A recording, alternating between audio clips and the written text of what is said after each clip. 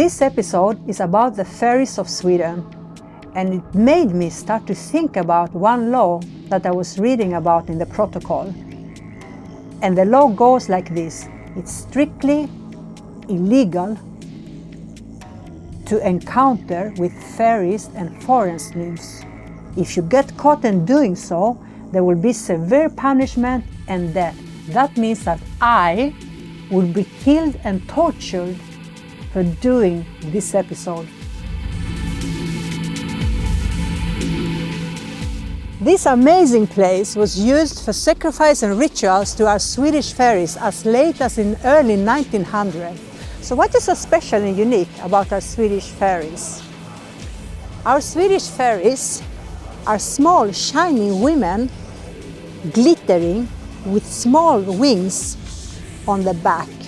But what you don't know is that they like to change shapes depending on where they are and who is gonna see them. They're choosing also if you're gonna see them or not.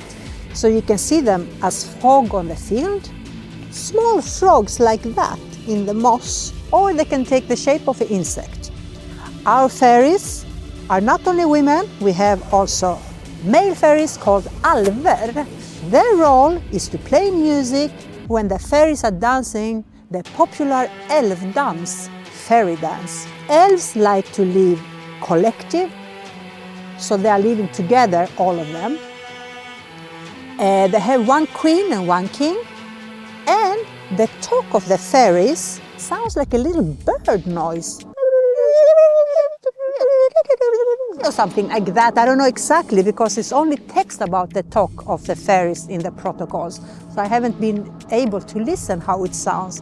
But it says that they sound like small birds singing. Our fairies like to live in places like this: stones, forests, near to this water, out in the nature, like in the field or somewhere. They like to live under the stairs in houses, so they like to live everywhere. The fairies here in Sweden, they liked to kidnap beautiful men. They could fall in love with a man when they saw him walking, and they were following for actually quite a time. And then they kidnapped him and married him, and he ended up living with them. So he never saw again the human life, so he was becoming one with the fairies. Our fairies could be very evil also, and they were well known to give diseases to people. If they disliked someone, he was getting very ill.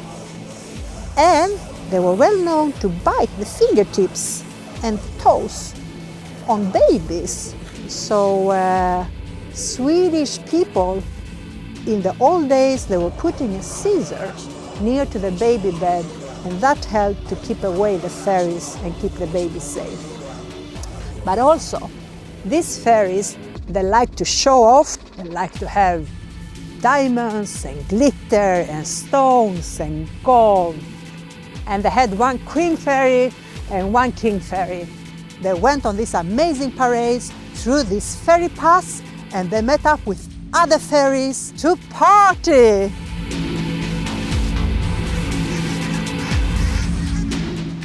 I'm in south part of Sweden, Ålabodarna, and this is the most well-preserved Stone Age grave in whole Sweden.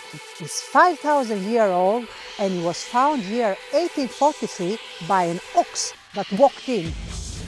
And this place has a lot of archaeological finds around the area and inside. And they also found 7 skeletons in sitting positions inside the grave. So 7 persons were buried sitting in the finest clothes, and this type of grave was built for very important and powerful people. So this is a unique place to come and visit in South Skåne.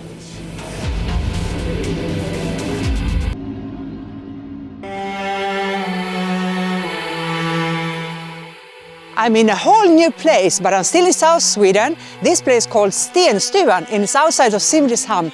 It's a very unique place. So what is so unique about this place? This grave is from year 3200 to year 3600 before Christ. It's built on megalith stones, But the unique thing with this is that on the roof of it, it was used for rituals for our Swedish fairies. And they made this älvskålar, means fairy hollow bowls, and in them they were using pig fat together with gold or seeds or coins to our fairies. And this place has 70 small älvskålar, as you see here, and they are so old. It's amazing. This is so unique. So what is älvskålar? Fairy hollow bowls. Älvskålar were carvings into stones, hollow carvings, and those were used for rituals when a person was very sick or got some problems with the fairies, or if he wants the fairies to help him or her. And for doing those rituals, it could only one person do that, and it was always an older woman called the wise woman. So she was the one who will approve if you were sick because of the fairies, or she was the one who decided if the person is going to get help from fairies. So she needed to approve everything first. And she was the one who was going to these kind of places and putting pig fat in the hole, working against the sun, putting in gold, seeds or coins, and then making the ritual.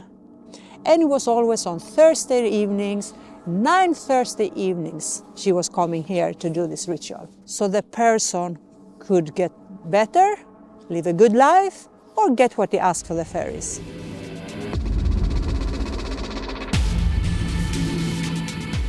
Wow!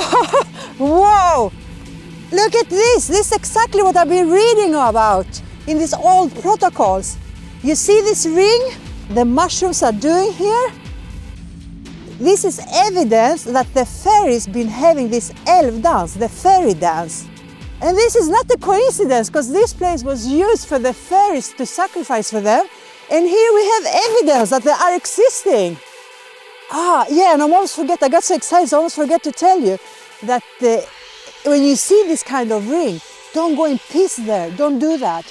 If you go in peace in this kind of ring, if the fairies are in a bad mood, you will get very, very sick.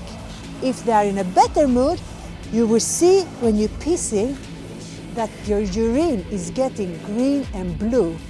Wow!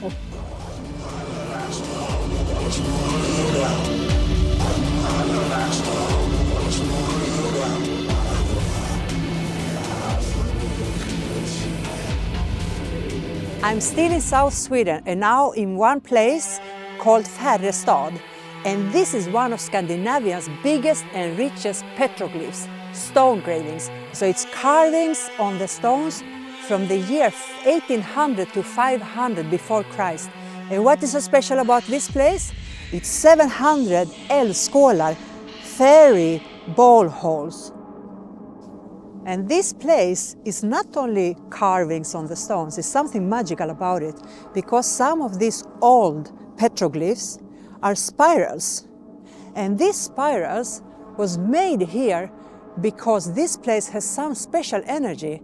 And it's even archaeologists and other people be writing about this. So if you sit here, you're very sensitive, and you meditate, you will feel that everything is spinning. So it's almost that you get into another frequency.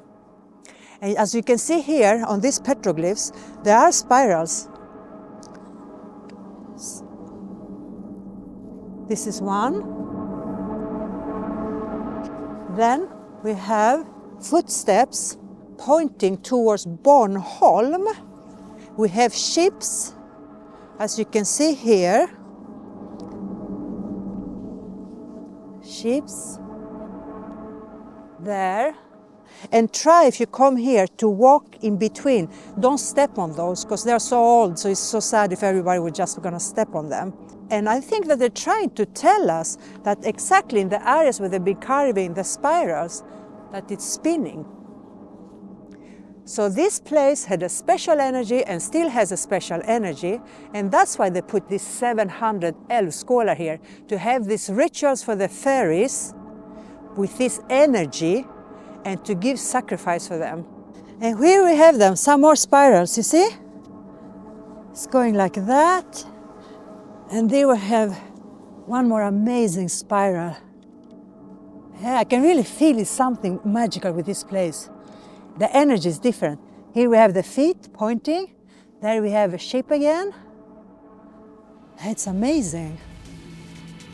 And now I'm on my way to show you this amazing älvskålar.